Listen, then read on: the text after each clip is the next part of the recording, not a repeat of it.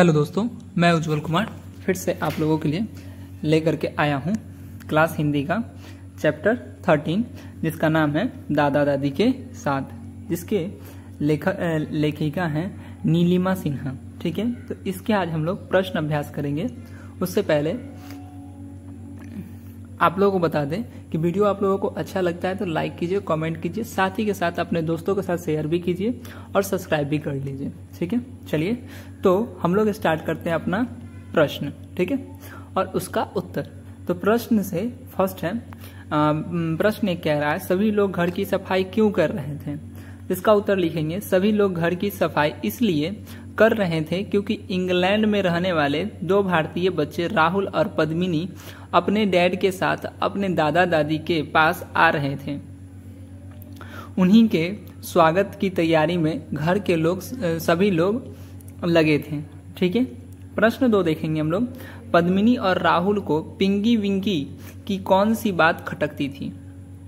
इसका उत्तर लिखेंगे पद्मिनी और राहुल को पिंकी विंकी की यही बात खटकती थी कि हिंदी उनकी अपनी भाषा होते हुए भी वे सदा अंग्रेजी में ही क्यों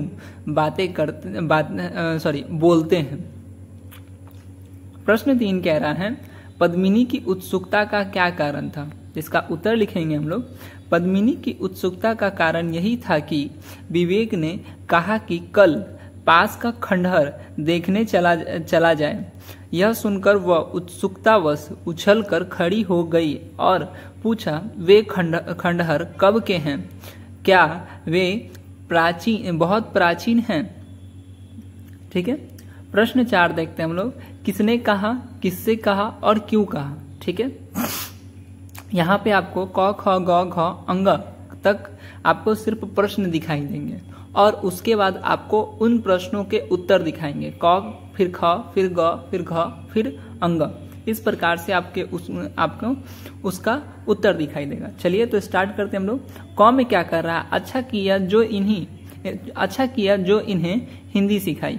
ख में कह रहा है ओहो आई एम सो सॉरी। ठीक है, अपनी भाषा होते हुए भी ना जाने क्यों वे सदा अंग्रेजी ही बोलते हैं। अच्छा यही है तुम्हारी बेटी। चलिए अंगा देख लेते हैं हम लोग। लगता है बेटी माँ जैसी है, वही नीली आंखें और काले बाल, बड़ी सुंदर निकली। ठीक है, अब हम लोग इसका उत्तर देखेंगे। क का उत्तर, फिर ख का, फिर ग का।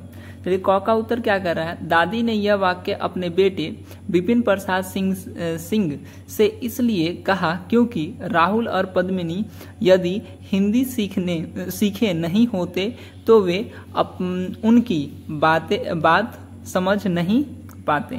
ठीक है, ख में देखेंगे पिंकी ने यह वाक्य इसलिए कहा क्योंकि बिजली गायब थी। ठीक है, ग में देखेंगे यह वाक्य पद्मिनी ने अपने मन ही मन में सोचा क्योंकि अपनी भाषा होते हुए भी पिंकी विक्की सदा अंग्रेजी ही बोलते थे। घ का देखेंगे हम लोग।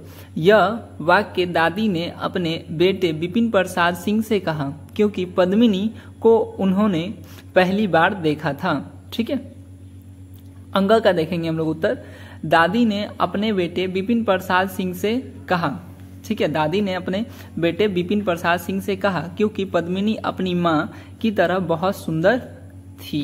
ठीक है, अब हम लोग पाठ से आगे प्रश्न को देखेंगे। उससे पहले आप लोग अगर पिछला वीडियो सब नहीं देखे हैं तो डिस्क्रिप्शन में लिंक है, वहां से जाके देख सकते हैं। और साथ ही के साथ आप लोग चैनल के प्लेलिस्ट पे जाइएगा, वहां पे क्लास 6 हिंदी करके होगा, उसमें आपको क्लास 6 के हिंदी बुक का अभी तक जितना भी हो गया है चैप्टर, उन सभी चैप्टर को नंबर वाइज करके दिया हुआ है, आप वहां से जा करके देख सकते हैं। ठीक है, चलिए तो स्टार्ट करते हैं। प्रश्न 1, इस कहानी में किसकी भूमिका आपको अच्छी लगी और क्यों। ठीक है, तो हम लोग लिखेंगे इस कहानी, मतलब ये जो कहानी है दादा दादी के साथ। ठीक है, मुझे राहुल और पद्मिनी की भूमिका अच्छी लगी। यह इसलिए कि दोनों इंग्लैंड में रह रहे थे किंतु उन्हें अपने पिता के देश भारत, यहाँ की भाषा, खान पान, रहन सहन और लोगों के प्रेम पूर्ण व्यवहार बहुत पसंद थे। ठीक है, चलिए प्रश्न तो देखते हैं। क्या आपको लगता है कि यह कहानी अधूरी है।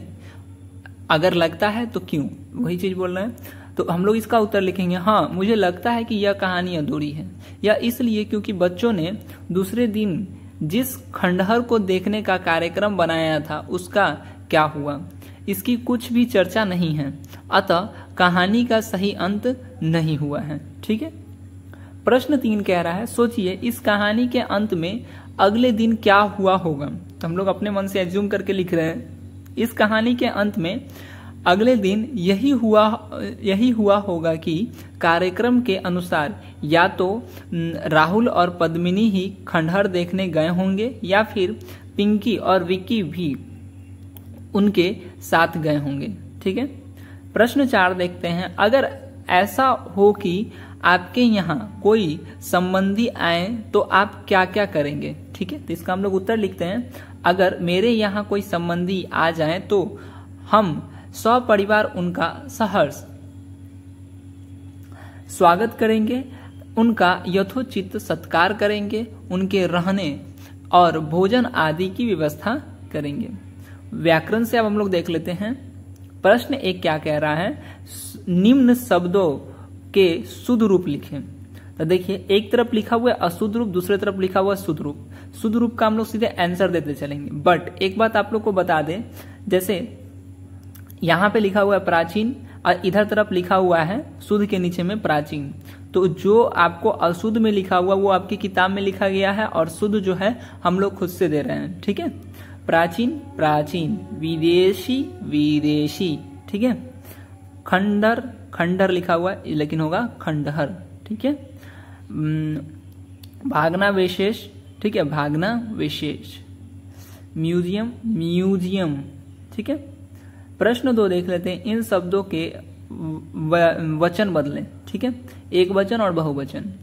अब जैसे कि आप यहाँ पे देख सकते हो एक तरफ लिखा हुआ है एक वचन में अतिथि और दूसरे तरफ लिखा हुआ है बहुवचन में अतिथियों, तो होगा क्या जिसके नीचे अंडरलाइन किया हुआ है वहां पे आपके किताब में खाली जगह छोड़ा होगा। ठीक है, समझिएगा बात को।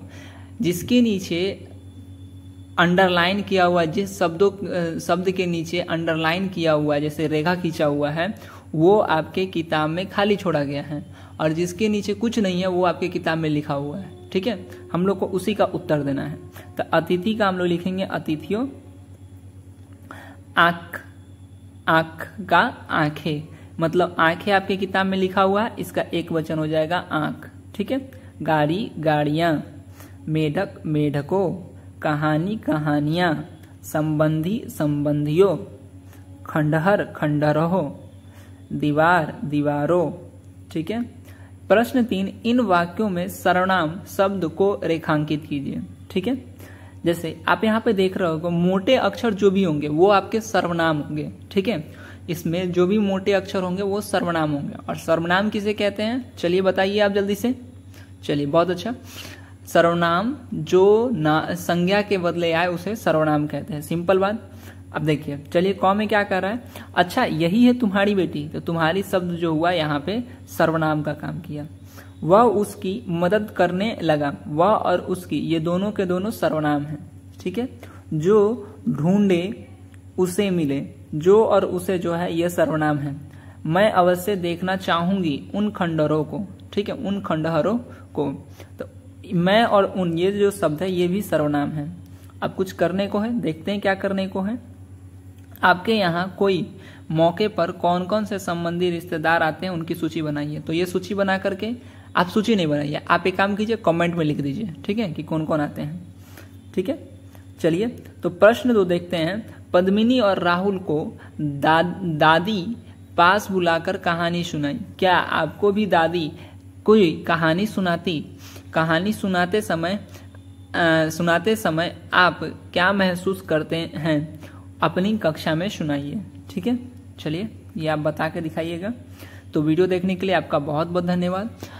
अगर वीडियो आप लोगों को अच्छा लगा है तो लाइक कीजिए, कमेंट कीजिए और अपने दोस्तों के साथ शेयर भी कीजिए।